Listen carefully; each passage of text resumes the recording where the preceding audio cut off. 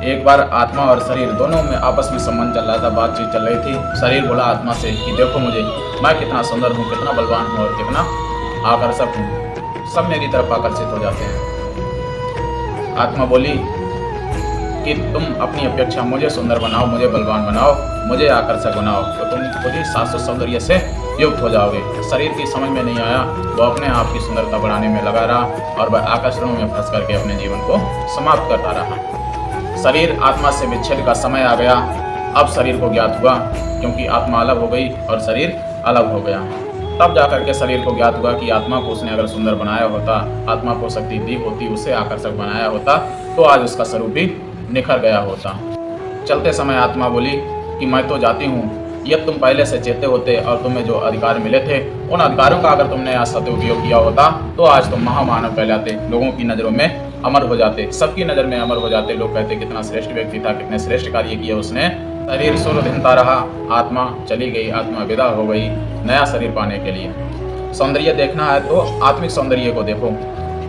बाह्य सौंदर्य तो बीमारी और वृद्धावस्था में नष्ट हो जाता है, पर मन का सौंदर्य दिन प्रतिदिन बढ़ता रहता है। जब कोई व्यक्ति देखने में बहुत सुंदर होता है, फिर व्यवहार उसका आकर्षक होता है, बहुत आकर्षक होता है, उसकी वाणी कटु वाणी होती है, तो कितना भी आकर्षक क्यों ना हो, उसका आकर्षण जरा देर में समाप्त हो जाता है। उसकी वाणी उसका आकर्षण जरा देर में समाप्त कर देती है। कोयल काली होती है, पर उसकी वाणी जो है कितनी सुंदर होती है, जब वो बोलती है तो सबका मन हर लेती है नहीं।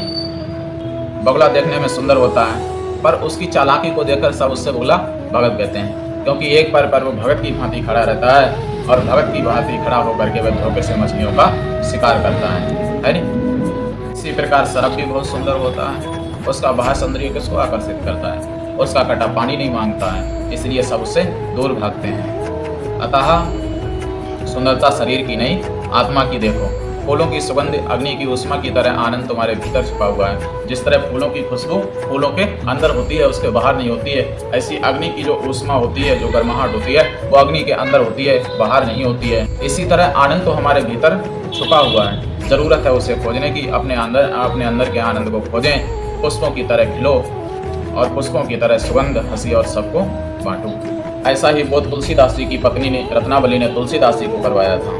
तुलसीदास जी को इससे पहले कोई नहीं जानता था, एक साधारण से पुरुष थे, हमेशा पत्नी में आसक्त रहते थे, कामातुर थे वो। एक बार उनकी पत्नी मायके चली गई, उनको बगैर बताए। तुलसीदास जी घर आकर आए और अपनी पत्नी को उन्होंने नहीं देखा तो बहुत ही क्रोधित हुए। अरे मेरी पत्नी मुझको बगैर बताए कैसे चली गई, ये सोच करके वो आधी रात को ही, कहते हैं कि उस रात में भयंकर बरसात हो रही थी, बाढ़ आई थी, तूफान था, लेकिन उस सबको ना देखते हुए वो घर से निकल लिए और जब नदी पर पहुंचे थे तो एक मुर्दा पड़ा हुआ था। कहते हैं कि वो मुर्दा को नाव समझ करके पार हो गए, क्योंकि पत्नी की आसक्ति में उन्हें कुछ दिखाई नहीं दे रहा था, केवल पत्नी ही पत्नी दिखाई दे रही थी। जब उनके घर पर पहुंचे तो रात में सभी दरवाजे बंद थे। उन्होंने कहा अब अंदर कैसे जाएं। एक सांप दीवार से लटक रहा था और सांप को रस्सी समझ करके वो चढ़ गए और रत्नावली से जा करके मिले। तब रत्नावली ने धिक्कारते हुए कहा था कि अस्ति चरम देह मम याम इतनी प्रीत, होती जो श्री राम में होत न तब भयभीत। यह सुन करके वो राम बोला से, पहले उन्हें राम बोला नाम से जानते थे और राम बोला से वो तुलसीदास बन गए।